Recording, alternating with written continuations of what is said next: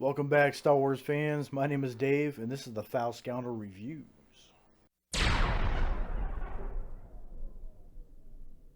Alright, folks, and we're back with Star Wars Squadrons. In response to my last video, where I did a brief tutorial on how to drift, this video is going to be kind of a brief tutorial on how to attack capital ships in fleet battles. So let's jump right in and start with the Rebels. I'll do a separate video on the Empire as a different set of circumstances when you're flying TIE fighters. So we're going to use an X-Wing fighter today, and I want to start with my loadout. Let me throw that up real quick. Okay, and this is my loadout. I have burst fire blasters, and you're going to want that because when you're doing hit and run tactics, you want maximum damage in a short period of time. And on a stationary target, this is the way to go. So you slip underneath the shields and you start hitting the ship with those burst cannons, and you fly out before you start taking too much damage. The burst cannons are where you need to be. Where you need to have. And I also armed it with proton torpedoes and piercing torpedoes. The piercing missiles, they lock on and they ignore shields and fly right straight through and hit the hull. Now, they don't do as much damage as proton torpedoes, as proton torpedoes do 4,000 points of damage. The piercing does 2,000. That's okay.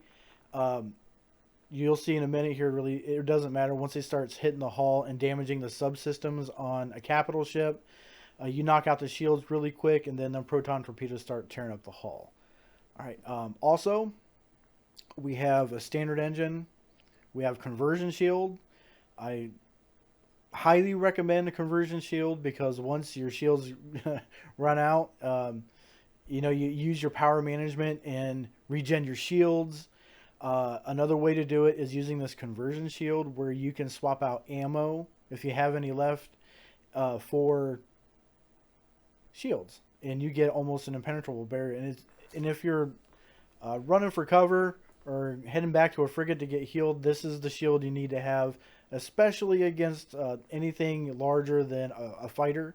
So if you're fighting frigates or you're fighting capital ships, you need to have extra shields because the extra armaments you keep you from having auxiliary droids to fix your ship if you get damaged. So you'll see that in a minute.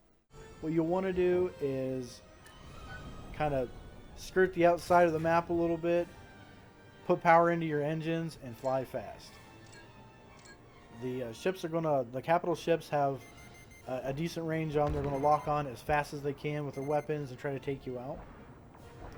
So the best advice I can give in attacking any capital ship is immediately targeting their subsystems and going after their shield generators, and then going after their backup systems like their targeting.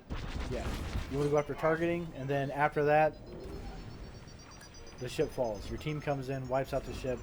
As soon as the shield generators are done, the ship is vulnerable for long-range attacks. So the best two systems to attack first, in my opinion, my experience, would be shield generators and the targeting system. So start with the shield generator.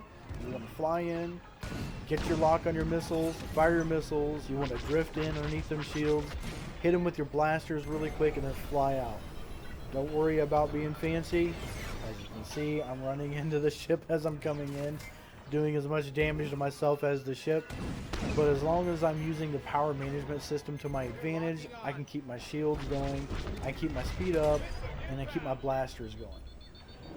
And, alright, let's see, I'm making another pass. I'm flying in, hitting them quick, hitting them with the missiles, and flying out. Rinse and repeat. Do it over and over until the shield generators are gone. Once they're down, you can worry about other parts of the ship, but until then, that's your primary target. Now, this is a practice mode, so right now I don't have other ships trying to take me out. But typically when you're doing a fleet battle, you're going to have enemy ships trying to take you out, fighter ships trying to take you out, and you'll have your team there as well. So it'll be a little harder, but for demonstration's sake, we're going to fight against the AI and take out just the capital ship by ourselves. So as you can see, it's not as easy as just flying in and run and gun or flying out. You need to have some tactics. If you get beat up too much before you explode, which is okay if you do. You can always fly back to your frigate, get healed up, get resupplied, and fly back in. As you can see here, I've done that really quick. You fly in, and you take out other subsystems, and then eventually finish off the ship. Now, there's nothing fancy about it. I'm sure there are better pro tips in taking out a capital ship, but this is a brief summary and explanation. In case you're interested in getting into squadrons you've never played before, it is quite difficult to take out a capital ship, especially by yourself. So, mine the subsystems, mine their shields, mine their missiles. Because you fly on top of the Star Destroyer, and you're taking out the subsystems on top of the Star Destroyer, you have to worry about missiles locking onto you. The bottom of the Star Destroyer, if you're taking out subsystems at the bottom, you have to worry about tractor beams holding you into place. If that happens, you need to make sure that you have your boost at full, your engine boost at full. And as soon as it hits you, hit your engine boost, fly out of there, fly back in, and do your best to take out those tractor beams. Because if you don't, they'll hold you in place, and you'll have no chance. But yeah, that's how you take care of a capital ship in an X-Wing. I hope you enjoyed this video. If you would like to see more content, please give me a like and subscribe. It's a great way to support my channel. And remember, if it's from a galaxy far, far away, you're never far from a good time.